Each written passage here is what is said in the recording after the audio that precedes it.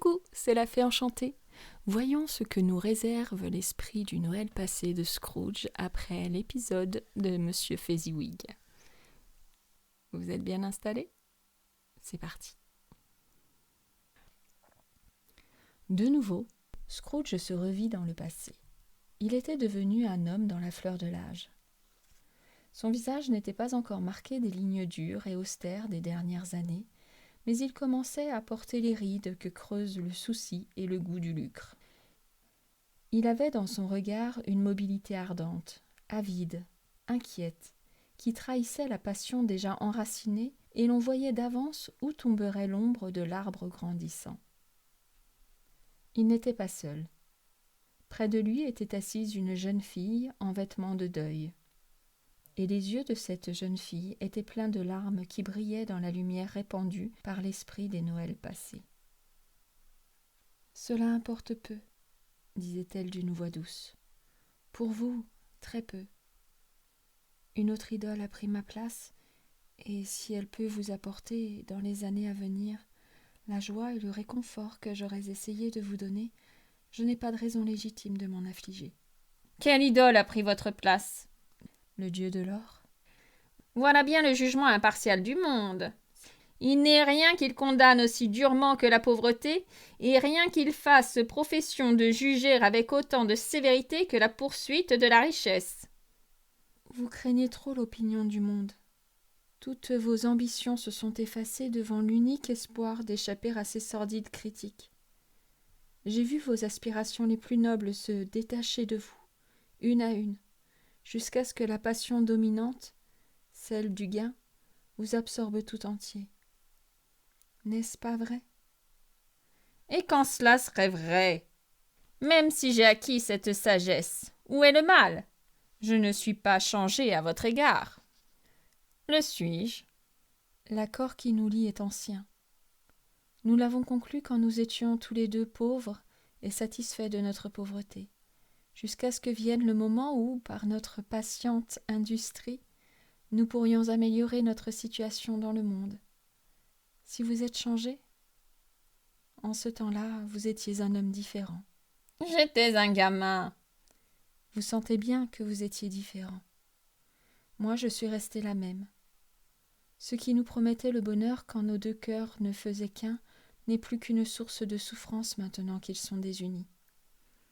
Combien de fois j'y ai pensé, et avec quelle acuité. Il est inutile que je vous le dise. Il suffit que j'y ai réfléchi et que je puisse vous délier de votre promesse. Ai-je jamais cherché à m'en libérer ? Jamais en parole, non. De quelle manière, alors ? Par un changement de nature, un jugement différent, une autre atmosphère dans votre vie, un autre espoir pour son ultime fin. Par tout ce qui donnait à mon amour quelque valeur et quelque sens à vos yeux.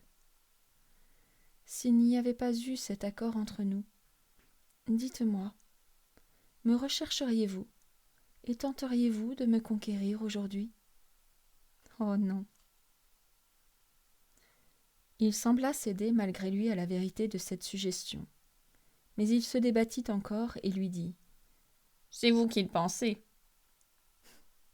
Je serais trop heureuse de penser autrement si je le pouvais. Le ciel m'en est témoin. Pour que je me sois rendue à une vérité semblable, il faut qu'elle ait une force irrésistible. Mais si vous étiez libre aujourd'hui, demain, hier, pourrais-je croire, même moi, que vous iriez choisir une fille sans fortune, vous qui, dans vos conversations les plus confiantes avec elle, pesez tout au poids de l'or ?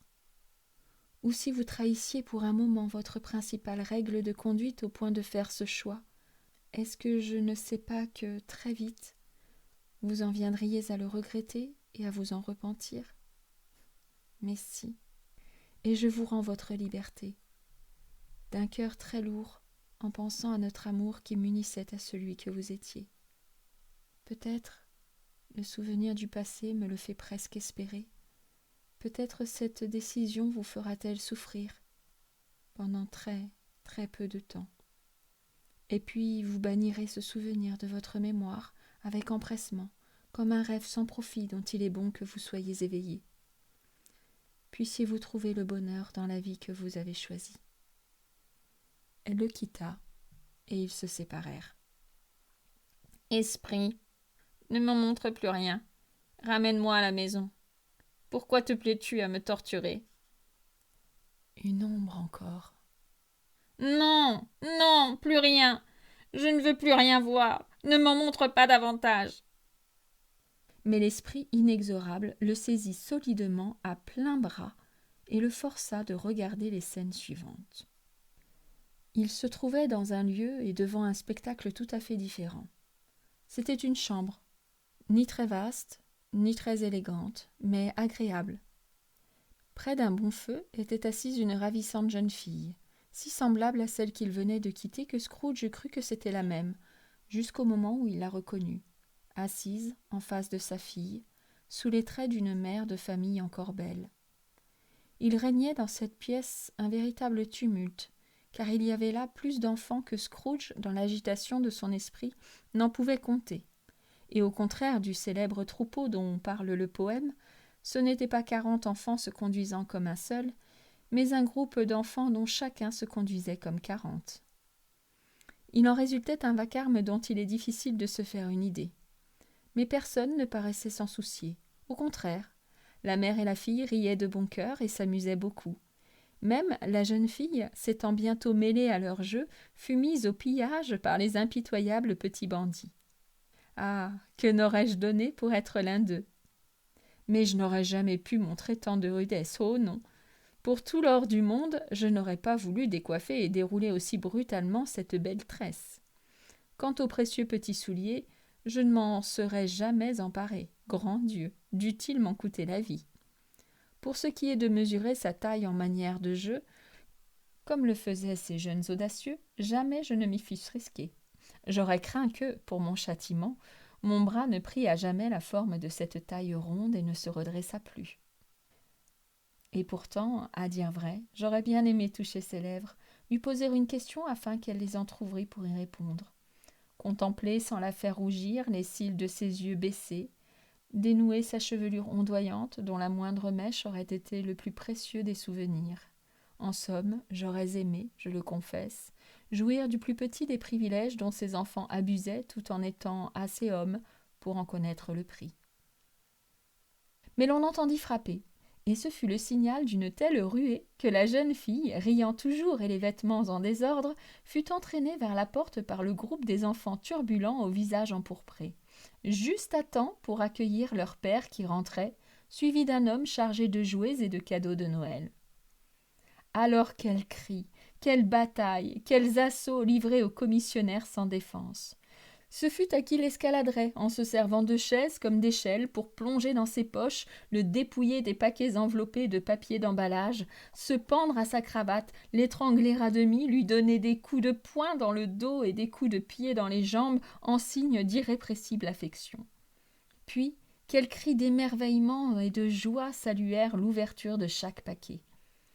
La nouvelle épouvantable que le bébé venait d'être surpris au moment où il s'enfonçait une poêle à frire de poupée dans le gosier et qu'on le soupçonnait fortement d'avoir déjà englouti une petite dinde en carton collée sur une assiette en bois, l'immense soulagement lorsqu'on découvrit que c'était une fausse alarme.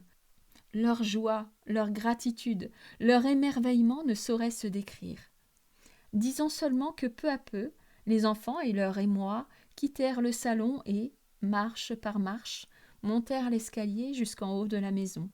Là, ils se couchèrent, et tout redevint calme.